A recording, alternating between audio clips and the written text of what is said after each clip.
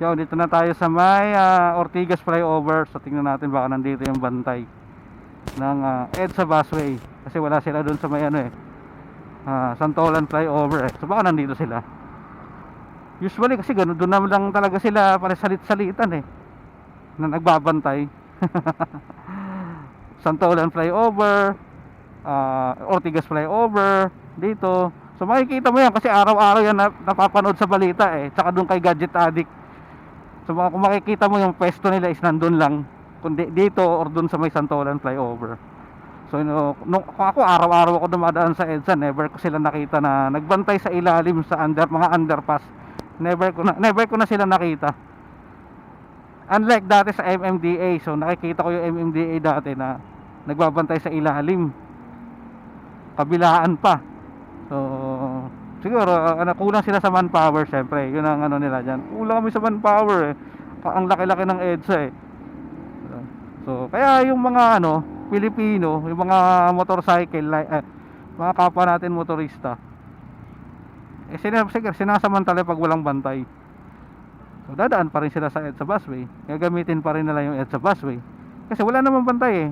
Imposibleng karamihan ng mga dumadaan dito sa EDSA alam na nila kung nasaan nakapwesto yung bantay, kung anong oras nagbabantay, at kung saan lang sila nagbabantay.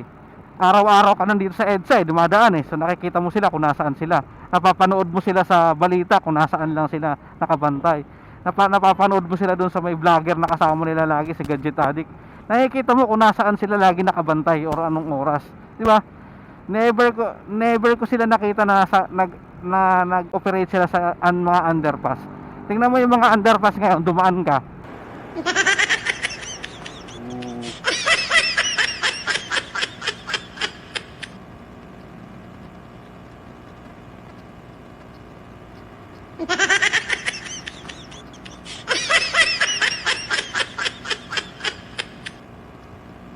Kainggit. Dami na. Dami na ulit. Nadaan.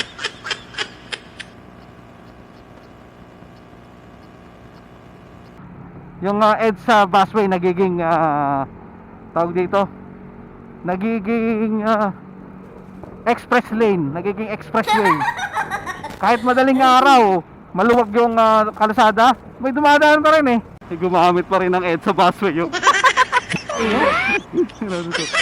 wala kang patawad. Yes sir, 414 na.